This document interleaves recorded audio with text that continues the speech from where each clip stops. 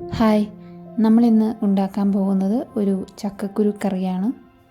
സാധാരണ നമ്മൾ ചോറിൻ്റെ കൂടെയൊക്കെ കഴിക്കാൻ ഉപയോഗിക്കുന്ന ചക്കക്കുരു ചാറ് മാങ്ങയിട്ട് വെച്ച് എങ്ങനെ ഉണ്ടാക്കുന്നതെന്ന് നമുക്ക് നോക്കാം. ആദ്യം ആവശ്യമുള്ളത്ര ചക്കക്കുരു എടുത്ത് തൊലി കളഞ്ഞ് കഴുകി വൃത്തിയാക്കുക. ചക്കക്കുരുവൊക്കെ നീളത്തിൽ മുറിച്ച് ചെറിയ കഷ്ണങ്ങളാക്കുക. ഞാനിവിടെ ഒരു 15 ചക്കക്കുരുവാണ് എടുത്തിട്ടുള്ളത്. ഒരു 4 പേർക്ക് ആവശ്യമുള്ള കറി വയ്ക്കാൻ അത് മതിയായിരിക്കും. അതിനുശേഷം ഒരു പച്ചമാങ്ങ എടുത്ത് കഴുകി തൊലിയൊക്കെ കളഞ്ഞ് ഒരു 1/4 ഭാഗം ഈ ചക്കക്കുരുവിൻ്റെ കൂടെ ആഡ് ചെയ്യുക. ശേഷം ഒരു കുക്കറിൽ രണ്ടും കൂടെ ഉപ്പൊഴിച്ച് വെച്ച് വേവിക്കുക. നന്നായിട്ട് വെന്തുടയണം. ഞാനിവിടെ ഒരു 5-6 വിസിലൊക്കെ വരെ വെയിറ്റ് ചെയ്തായിരുന്നു. നന്നായിട്ട് വെന്തുടഞ്ഞതിന് ശേഷം കുക്കർ തുറക്കുക.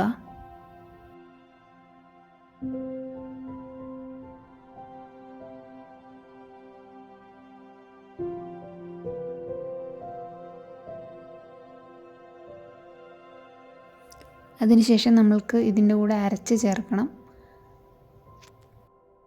ഒരു പിടി തേങ്ങ, ഒരു 2 പച്ചമുളക്, ആവശ്യത്തിനനുസരിച്ച് പച്ചമുളക്, കുറച്ച് ചെറിയുള്ളി, ഒരു പൊടിക്ക് ജീരകം വേണമെന്നില്ല. ഇതൊക്കെ അരച്ച് നമ്മൾ ഈ വേവിച്ച് വെച്ചേക്കുന്ന ചക്കക്കുരുവിനകത്തേക്ക് ആഡ് ചെയ്യുക. ചാറിനാവശ്യമായ വെള്ളം ചേർക്കുക. ഇത് നന്നായിട്ടൊന്ന് തിളച്ച് വരണം. അരപ്പെല്ലാം നന്നായിട്ട് വേവണം.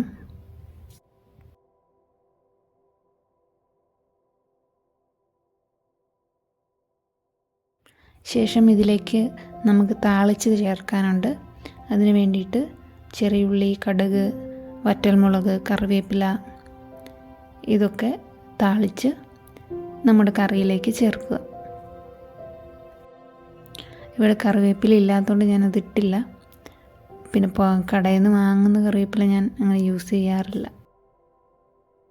ചക്കക്കുരുവും അരപ്പും എല്ലാം കൂടെ നന്നായിട്ടൊന്ന് തിളച്ച് വന്നതിന് ശേഷം നമുക്ക് നമ്മുടെ താളിപ്പ് ചേർക്കാം. കുറച്ച് നേരം അടച്ച് വെച്ചതിന് ശേഷം നമുക്കിത് ചോറിൻ്റെ കൂടെ ഉപയോഗിക്കാം. വളരെ ഈസി ആയിട്ട് ചെയ്യാവുന്ന ഒരു കറിയാണ്. ചക്കക്കുരുവൊക്കെ ഇഷ്ടമുള്ളവർക്ക് തീർച്ചയായിട്ടും ഇഷ്ടപ്പെടും. ജസ്റ്റ് ഒന്ന് ട്രൈ ചെയ്ത് നോക്കുക. Thank you.